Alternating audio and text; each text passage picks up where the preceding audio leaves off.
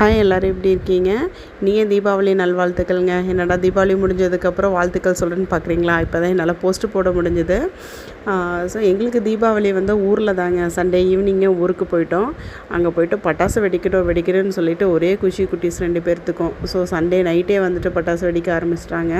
ஆனால் என்னங்க வெடிக்க நல்லா மழை வந்துருச்சு. அடுத்த நாள் காலையில் எழுந்திரிச்சு எண்ணெய் காய்ச்சி குட்டீஸ் 2 பேர்த்துக்கும் எண்ணெய் தேய்ச்சி நல்லா குளிச்சு விட்டுட்டேங்க. ஸோ புது ட்ரெஸ் எல்லாம் போட்டதையுமே ஒரே குஷி ஆகிடுச்சு தம்பிக்கும் பாப்பாவுக்கும். எல்லாம் வெடிக்கணும்னு ஆசை வேறங்க தம்பிக்கு. இருந்தாலும் வந்துட்டு அந்த சீனி வெடி இதெல்லாம் வெடிக்கும் போது தம்பிக்கு ரொம்பவே பயம். அவங்க அப்பா பட்டாசு வெடிக்க ஆரம்பிச்சதையுமே பயந்துட்டு ஓடி வந்துட்டாங்க அக்கா கிட்ட. ஸோ பக்கத்தில் ஒரு குட்டி பிள்ளையார் கோயில் இருக்குது, அங்கே கிளம்பலாம் அப்படின்னு சொல்லிட்டு நான் தம்பி பாப்பா மச்சான் 4 பேர் மட்டும் கிளம்பிட்டோம். போய் அங்கே தீபம் போட்டு சாமி கும்பிட்டுட்டு அங்கேயும் வந்துட்டு சீனி வெடி ஒரு பேக்கெட் வெடிச்சிட்டு ஒரு 5 மினிட்ஸ் உட்காந்துட்டு உடனே வீட்டுக்கு வந்துட்டேங்க. எனக்கு அங்கே ஊரில் இருக்க குட்டி பிள்ளையார் வந்து ரொம்பவே ஸ்பெஷல் தாங்க. போகும்போது வரும்போது அதை பற்றி பேசாமல் போகவே மாட்டோம். ஸோ பக்கத்தில் வந்துட்டு பெரிய வாய்க்கால், அரச மரம்.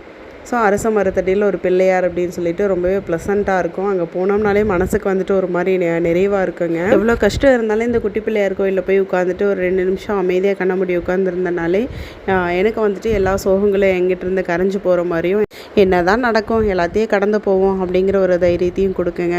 உங்களுக்கும் இந்த தீபாவளி நல்ல நாளாக அமைஞ்சிருக்குன்னு நம்புகிறேங்க.